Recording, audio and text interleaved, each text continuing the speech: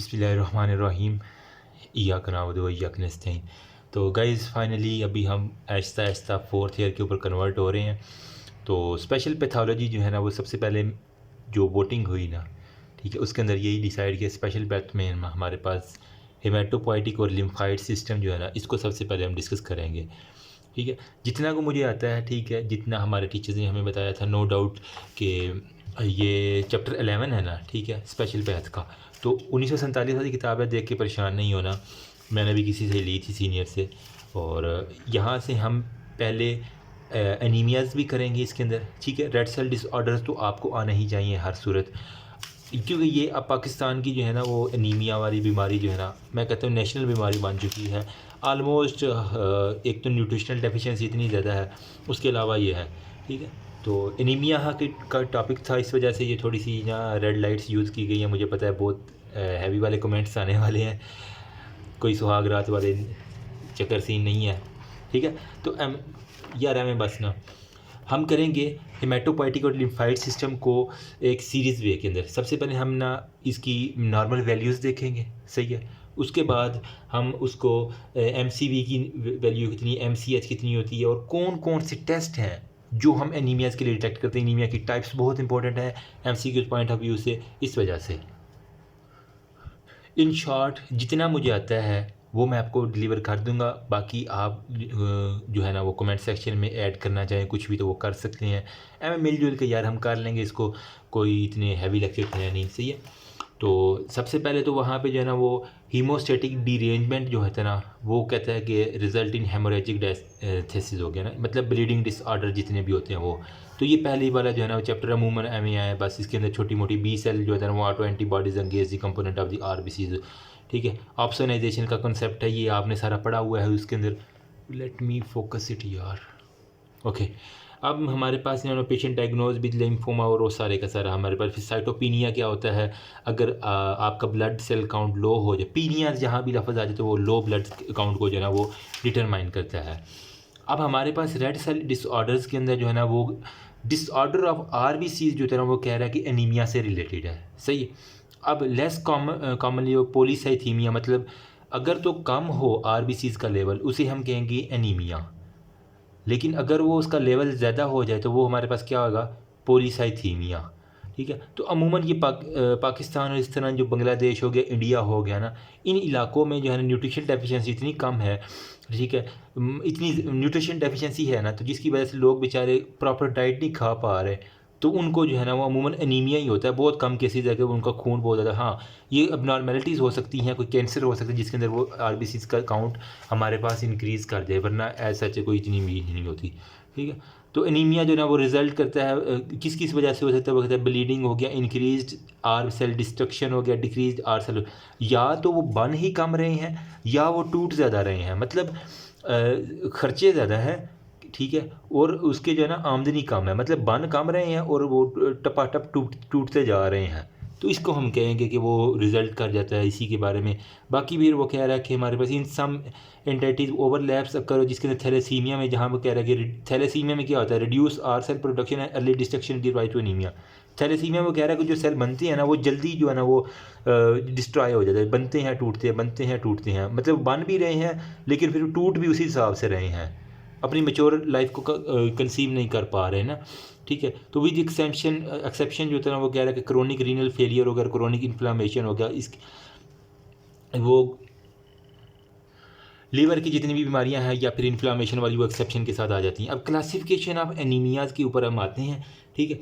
इसको हम बारी बारी डिस्कस करते हैं। सबसे पहले है ब्लड लॉस, मतलब अगर किसी का, यार तो इसका मैं इंशाल्लाह कल यार इसकी लाइट जो है ना, वो एक अच्छी सी लेके आऊँगा, मुझे टाइम नहीं मिल रहा बाहर जाने का। एनीवेज ब्लड लॉस सबसे पहले हमारे पास होता है, ठीक है, मतलब ब्लड इतना लॉस हो चुका है, उसको कोई चोट लगी है, या फिर उसका GIT के अंदर कोई ब्लीडिंग हो रही है, ठीक है, या कोई भी अगर वो फीमेल है तो गायनाकोलॉजिकल प्रॉब्लम है। मैंने वो गायनी वाली वीडियो अपलोड की, मैंने कहा कि ख़वातीन आकर बताती हैं कि बकरे की तरह जो है ना, वो ज़िबा करते हैं तो खून आता है, उस तरह हमारा जो है ना ब्लीडिंग होती है। तो गायनाकोलॉजिकल डिस्टर्बेंस एक बड़ी वजह है पाकिस्तानी फीमेल्स के अंदर। एक तो वो जो है ना, वो डॉक्टर के पास जाने में कतराती हैं, ठीक है, इतनी देर करके आती हैं कि वो, प्लीज़ उन्हें ये बताएं कि शर्माने वाली बात नहीं है। स्टिच इन टाइम सेव्स 9, वक्त पे लगाया हुआ एक टांका बाद में लगाए जो है ना, 9 टांकों से बेहतर होता है।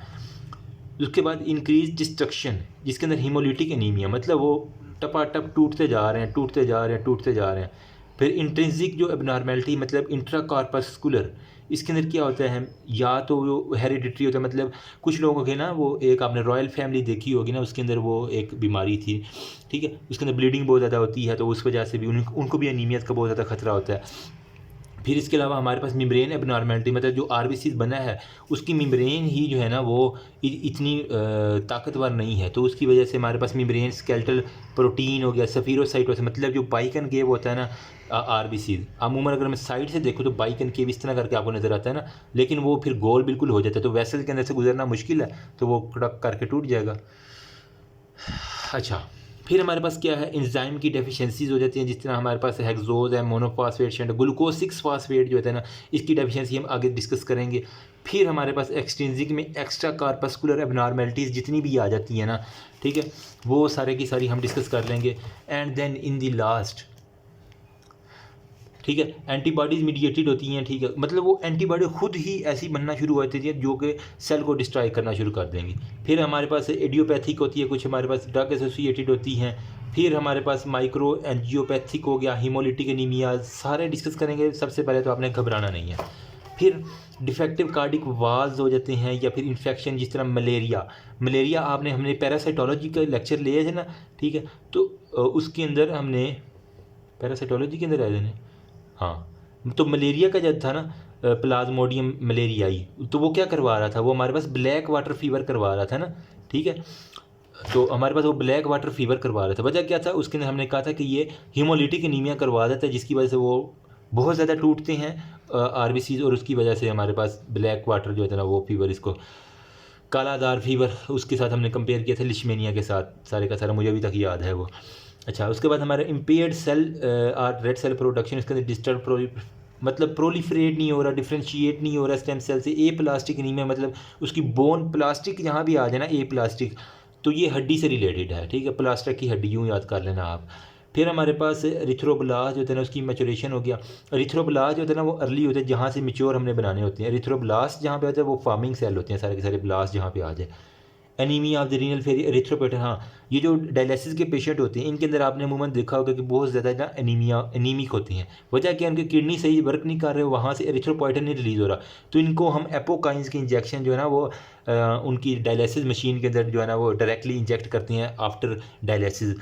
जब वो रिटर्न कर रहे होते हैं ना ब्लड, तो उसके अंदर हमने ऐड करना होता है इंजेक्शन। आई थिंक 5-6 हज़ार का आता है ये एरिथ्रोपोइटिन का।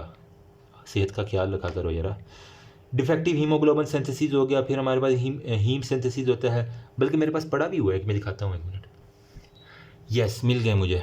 ये देख रहे हैं, बिल्कुल ये इतना सा इंजेक्शन है, और ये आलमोस्ट इसकी कॉस्ट पता कितनी है, ये है आलमोस्ट 6 हज़ार का आता है, 5-6 हज़ार का ना, ठीक है। तो ये इस तरह का बिल्कुल, ये मतलब जब हम डायलिसिस कर लेते हैं ना पेशेंट का, तो आपको इधर ये फ्लूइड नज़र आ रहा होगा, बिल्कुल थोड़ा सा है। ये है एरिथ्रोपोइटिन्स का बेसिकली। तो उनकी किडनी जो है ना, वो रीनल फेलियर के जो पेशेंट हैं, उनके किडनी वर्क नहीं कर रहे होते, तो हमें ये ना बाहर से देने पड़ते हैं इंजेक्शन, तो उसकी वजह से उनकी एचबी मेंटेन रहती है। इंक्रीज बहुत कम केसेज में होता है, अगर वो अपनी डाइट अच्छी कर ले तो फिर थोड़ा सा चांसेस है, लेकिन इस तरह का जो है ना वो इसका डब्बा आपको आता है, एरिथ्रोजेनिक और एरिथ्रोपोइटिन हो गया, इंजेक्शन बीपी हो गया, और वो सर ये आपको पता होना चाहिए। कल को अपने वार्ड में जाना, इसकी जो है ना डोजेज 2000 भी होता है, 4000 भी होता है, और हाँ 4000 वाले जो है ना वो 2 लगाने पड़ते हैं हफ्ते के अंदर, तो फिर कहीं जाकर उनका जो स्टेबिलिटी रहती है। तो ये सिर्फ जो है ना वो जो है हमारे पास क्या कहते हैं ना, एक जो अच्छे फैमिली वाले होते हैं ना वो सिर्फ अफोर्ड कर पा रहे होते हैं, लेकिन ज़्यादा नहीं होता इसका। सही है, तो ये इस तरह की चीज़ें ना आपको पता होनी चाहिए। इसके अलावा हमारे पास डेफिशिएंट हीम सिंथेसिस होता है, ग्लोबन जो है ना वो या हीमोग्लोबिन में क्या होता है, हीम होता है ग्लोबुलिन, या तो हीम के अंदर मसला या ग्लोबुलिन के अंदर मसला हो। यार ये गर्म हो रही है लाइट, ठीक है, तो दोनों के अंदर जो है ना वो कोई ना कोई मसला होगा, या ग्लोबुलिन की सिंथेसिस होगा, जिस तरह थैलेसीमिया हो गया, या सिट्रोब्लास्टिक एनीमिया हो गया, मैरो हो गया। ये सारी की सारी इंट्रोडक्टिविटी वीडियो थी। हमने क्या क्या इस पूरे चैप्टर के अंदर ना आरबीसी से रिलेटेड डिस्कस करना है। फिर हम जो है ना वो डब्ल्यूबीसी, और फिर हम जो है ना वो प्लेटलेट्स के साथ जो है ना वो सारी जो है ना वो करेंगे खींचातानी। तो अभी तक किसी को कोई मसला हो तो बता देना, ठीक है। कोशिश करूँगा जितनी छोटी वीडियो हो सके उतनी बना के ना अपलोड करूँ। तो फिर हमारे पास ये पूरी वाइट ब्लड सेल यहाँ, ये मतलब यहाँ से पहले तो मैं कोशिश करता हूँ कि जितना मैक्सिमम कवर करवा दूँ। फिर उसके बाद हम WBC की सीरीज़ शुरू करेंगे और फिर हम प्लेटलेट की शुरू करेंगे। That's all about. Thank you so much. अल्लाह हाफिज़। बाकी नेक्स्ट वीडियो में आ जाए।